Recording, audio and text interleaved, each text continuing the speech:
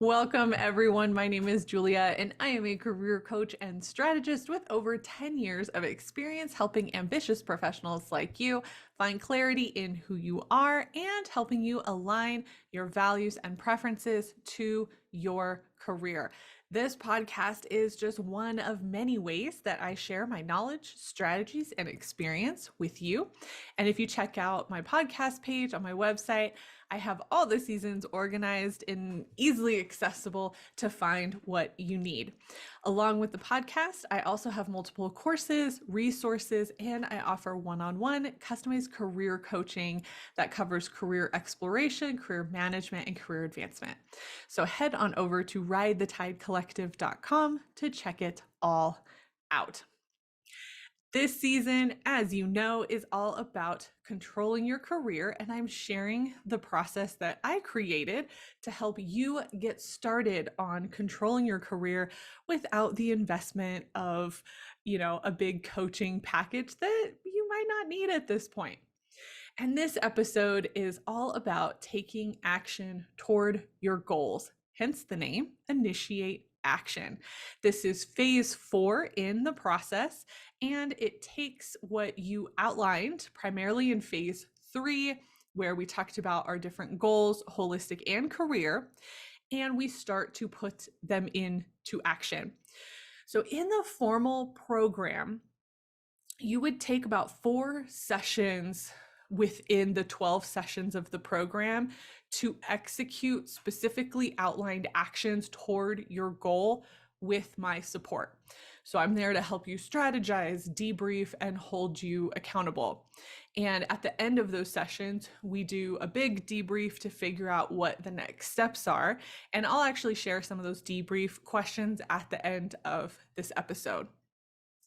And since taking action toward your goal is a very specific thing to your goals that you outlined, what I wanted to do in this episode is take 3 of the main career goals that I see, and I've mentioned them multiple times throughout this season, and outline some actions that you can take if you happen to be in one of these common situations. So if you've also been to my website, you'll notice that my resources are outlined using these 3 options as well. And that's because generally everybody falls into one of them when it comes to career. So I will be going through the basic actions for career exploration, career management, and career advancement. So let's start with career exploration. One thing to note about career exploration is that when you are well into your career, so more of our mid-career professionals, the exploration process looks different than when you first graduated college. You've had positions, you've worked a few places, you've experienced different bosses. You have information to start with versus starting with limited information. So even if you are somebody that feels completely and totally lost, you still have a bank of information that we can start with that's going to give us some immediate information about you, right? And preferences and things like that. Your experience plays a big part in what you want to explore. Exploration can be as simple as looking for a new organization or as complicated as completely overhauling your career path, which I will say there's a time component to both of those that you want to be aware of. Looking for a new organization isn't going to take nearly as much time as completely overhauling your career path. So here are some good questions to ask yourself if you're in an exploratory phase. Are you looking for a new industry? Are you looking for a new function? As I said, are you looking for a new company? Is it more about the next step in your functional area, in your path, and you're not quite sure what that's going to look like? Are you looking for something completely new all around, right? Get clear about what is making you want to explore and why. And regardless of what you're interested in exploring, The name of the game is research. So how you research will depend on your own preferences for taking in information and your personality. So some people, they need a lot of details to make a decision. Some people will take in minimal information and act more on instinct. Some people will want to speak with professionals in spaces that they're interested in. And some people would prefer to read articles or watch videos and basically anything other than talk to somebody about it. So, what is your preferred way to research? There is no right or wrong answer here. It's really about what works best for you. And I know, a lot of times when people give advice out there, oh, do this, do this, do this, that might work really well for them, but you have to consider your own personality, your own comfort level, and figure out a way to research that's going to work best for you. So from here, what you research obviously depends on how you answer those questions that I asked just a bit ago. And one thing I will say, professional associations are one of the main sources of information and research for industries and functional areas. So that's where I would start, because you're going to get the most up-to-date information generally from professional associations. There are usually events you can attend if you want more of that human interaction piece. But they also will have a lot of written information there if you don't want to do that. They usually have statistics, job openings. A lot of times they have their own job boards. They'll have trends to help you figure out, if it's a good fit for you, if that career path is a good fit for you. It's a really helpful resource that I think some people forget about. So look up those professional associations. From there, don't underestimate the power of a good online search. You will likely find articles and blogs and videos and other information to help you research whatever path you're on. Just make sure that the information you're reading is from reputable sources with authority to speak on the topic that you're researching. Opinions are fine, but you need to take it with a grain of salt, because a lot of times when somebody has a really harsh opinion about an industry or a functional area, it's because of their personal experience. It's still good to read because there is usually some truth to it, but you want to make sure that you're reading multiple perspectives. Once you've done your research and you figured out where you want to go next, you'll want to create your goals and your plan to get there. Because of the nature of career exploration, you're likely going to be headed into a season of job searching. So this is a situation where your initial goal is likely career exploration. Then once you figure that out, you have a new set of goals toward, okay, how do I get there? Right? So it's kind of like a goal stacking situation. You got to solve one before you solve the other, right? So just keep that in mind. Next, we have career management. So this is that second goal that we're likely to see. And I love working with clients who are in a season of managing their careers, because they are usually focused on problem solving and growth, which are two of my specialties. Career management can look a lot like starting a new position, usually at a new company, and wanting to make sure that you are approaching it well, as well as dealing with any lingering behaviors or mindsets from a previous role, especially if you're carrying over some toxicity from a previous situation. It can also look like managing a situation that you aren't able to leave yet, or maybe you're just struggling in a couple of areas and you want to just have a second opinion for that. You want help just managing those specific cases. In some cases, career management is stepping up to make an impact or to reach a goal within reasonable expectations of the position.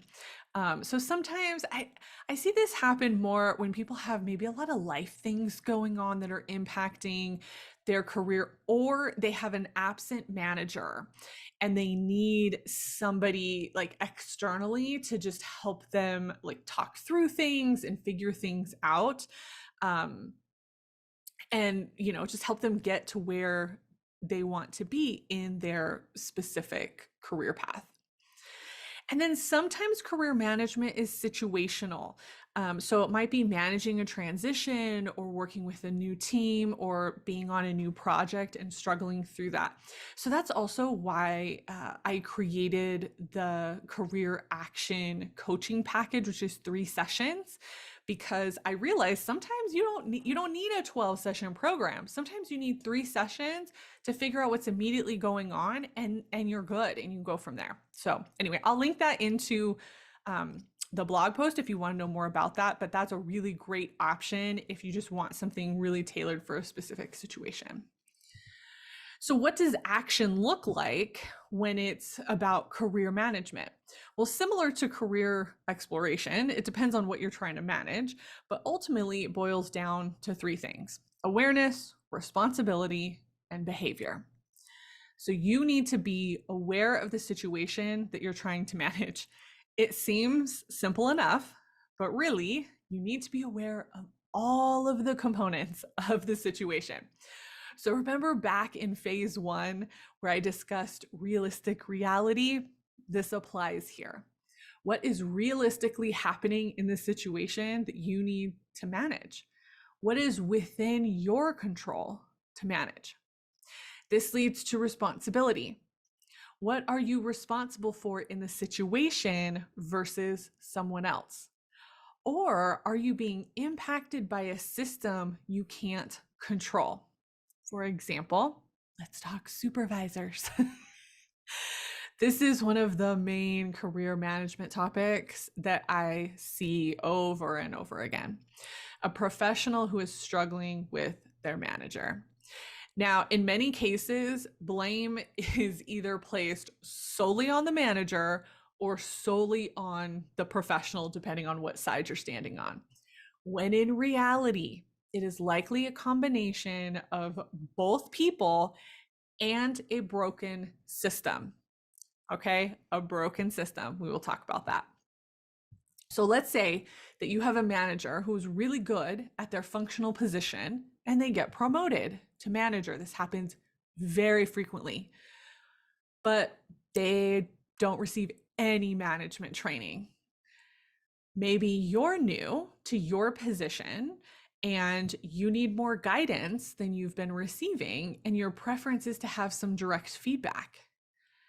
Not only are you dealing with a manager who likely has never managed people before, they haven't received any training, and they are likely mimicking a management style that they have received in the past, which can be great or not so great.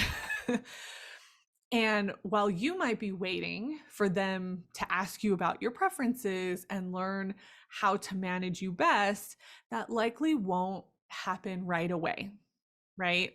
It is in your best interest to voice your needs and to manage up until your manager receives training, feedback, or acclimates to their position. Okay. And in some cases, that might not happen. It just might not. And just as an aside, not all of these situations become toxic. Some people do acclimate into their position, they get it, they hear what you're asking, and it works out fine. When it becomes toxic is when we have prolonged issues without intervention, without feedback, and there's no way for the manager to change their behavior, or they're not willing to. And so now it's reoccurring, and now it becomes toxic for everyone around them. Okay. So obviously that's an example. That is an example based on not only my own situation, but multiple clients that I have worked with. This is a very, very common situation that I see. And so how you manage it, it looks different. Remember, our last one is behavior. right? So we want to make sure that the behavior changes. And that's not the manager's behavior in this example. We have our own behavior that we have control over. We don't have control over our manager. And so even if what is happening with them is impacting you, you have a choice in how you respond. And assuming it doesn't become a toxic situation, you want to be mindful of your behavior and how what your expectations are and how you're working in the situation. So if you are in a season of career management, I want you to ask yourself this: what are the barriers within your position, and are they within your control to manage? Your control.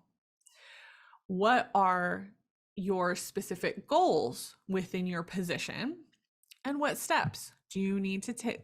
What steps do you need to take to get there? And then what relationships in your position need to be repaired or cultivated? So sometimes we know that something's going on, and these questions help us dig into what actually needs to be managed. I have found that most people who are in a season of career management, it's relationships. It very rarely has to do with their own ability to execute their job and figure out goals. It does happen, but it's much more rare. It is usually relationships with a manager, with coworkers. Sometimes it's the culture of the organization, but I would say relationships are at the top of the list there. So think about if there are relationships that need to be repaired or need to be cultivated. If they are past the point of no return, then you need to figure out if that's a situation or a relationship that's going to impact you at some point. Because if it is, or if it has any bearing on how you're perceived in the organization, you got to deal with it. Because you don't want somebody out there talking negatively about you. It will impact what you're able to do and where you're able to go within the organization. If you are truly in a toxic situation, trying to manage what's happening will likely be futile. There comes a point where you have to take the steps to leave. If you're there, I would suggest listening to the podcast season, Should I Quit My Job? It was season 1. It's linked on the podcast page. It walks you through a really good process to help you figure out for sure if it's time to leave, and gives a lot of tips on what to do and how to manage in that situation. So I'll link that down in the into the blog post, but highly recommend that if you are in a toxic situation, because you will want to take the steps to leave. Finally, career advancement. So more commonly, this would be a job search, but I use career advancement because there are a lot of different ways you can advance in your career, and it's not always specific to job search. But this is what most career coaches are known for assisting with. It's getting you to that next position. So first, you need to decide if there are opportunities within your current organization to move up. So this can come by getting a promotion or moving into a new area of the organization if you want to stay. The other option is to switch organizations completely, but likely in a similar functional area, right? So I want to go through some of the actions that you will want to focus on regardless of the situation that you're in. These are some general job search things that you're going to want to go through, because even if you're applying within an organization, you still have to have the position. You still need to apply for it if it's a different team or different department. If it's a promotion, it's really easy. You're not going to have to do all this stuff. If it's a promotion, you just get promoted. But if you're moving within an organization, you will have some similar steps in terms of application, interview, all of that.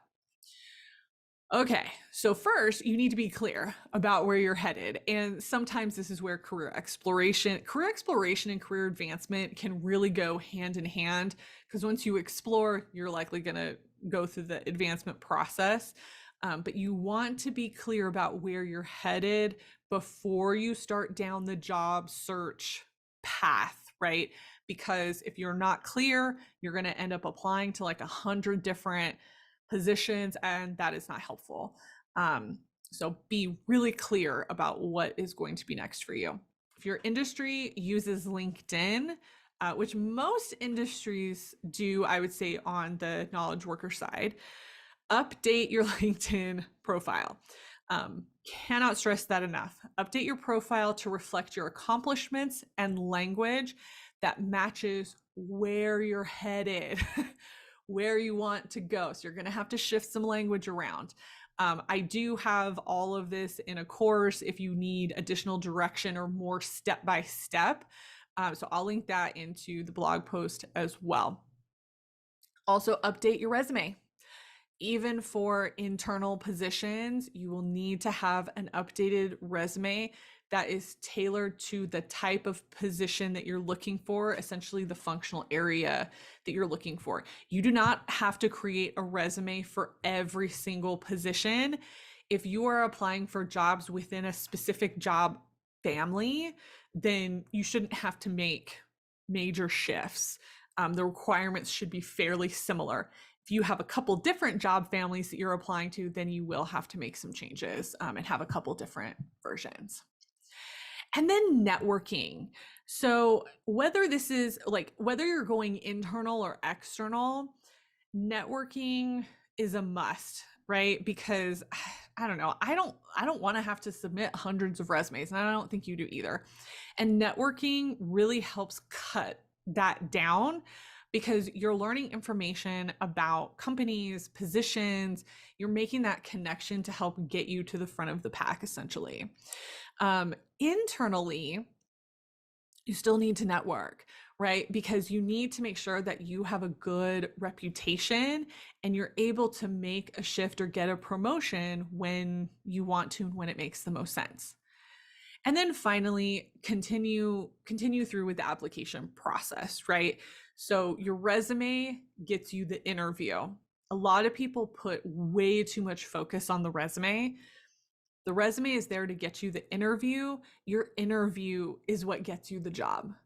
So put equal weight onto the resume as the interview process, and make sure that you're doing your prep on the interview side once you get to that point as well. So obviously this phase is extremely customized.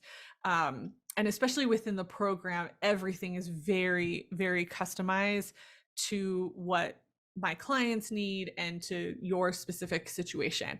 But I hope that one of these three scenarios at least resonated with where you're at and with what some of your career goals might be at this point. So as I mentioned in the beginning, debriefing is one of the main components of phase 4, because we want to make sure that we learn from what we're doing so that we're not repeating things that aren't helpful for us, right? So here are some questions that I like to ask clients as we're going through all these different actions toward our goals. Which actions were easy to accomplish, right? Which came very naturally that you were excited to do and you were excited to execute on? That becomes really helpful because we see where you're getting energy within the process, and we can funnel more into that versus an area that you might hate doing. What barriers did you encounter? So I keep this really generic because the barrier could be you. The barrier could be external. It could be something else. So were the barriers within your control or outside of your control, and outlining that? Because if it's within your control, then we're going to have a conversation about that. If it's outside your control, then we're going to, reframe the situation and go, okay, well, that's not really something you can control, so let's not dwell on it, right?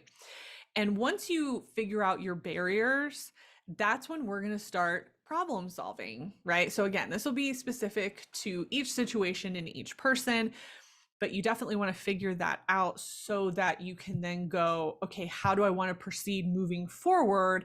And what adjustments do I want to make in my approach or the goals that I've already, goals and actions that I've already set forth? We might want to make some adjustments there. All right. So, what is the action for this episode? I mean, the title of this episode and this phase is about initiating action. So, my hope is that you've identified where you're at and what needs to happen for you to move forward. If you've done that, start working through the actions that you've identified specifically for your situation. And don't forget to debrief. So, thank you so much for listening. If you have made it all the way to the end of this episode, I would like to give you a gift, especially because I feel like this episode is where you're likely going to figure out, are you moving forward into a new position? Are you managing your current situation?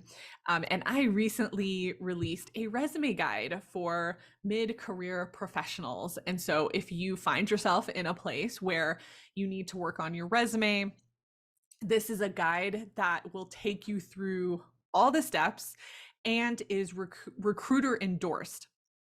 So I had some of my recruiter friends look it over, give me some feedback, and I made some changes. And it's going to walk you through everything that you need to write a really great resume. Use the code 5OFFPODCAST to take $5 off the already insanely good deal of $37. Also, this is a special one only for this episode. If you message me on LinkedIn and let me know that you listened to this specific episode, I will give you a code to get $50 off my LinkedIn course and coaching. So this is a comprehensive course that walks you through how to write your profile, how to connect with people, and gives you scripts and content to be able to use, along with how to become a thought leader, and complete with a really extensive list of topics to get you started. This option also includes 2 hours of coaching. It's a really, really amazing deal. If you've wanted to coach with me, but you want a little bit extra thrown into it, highly recommend this course. But yeah, message me on LinkedIn and I will get you that code. Thanks again for listening, and I will see you next time.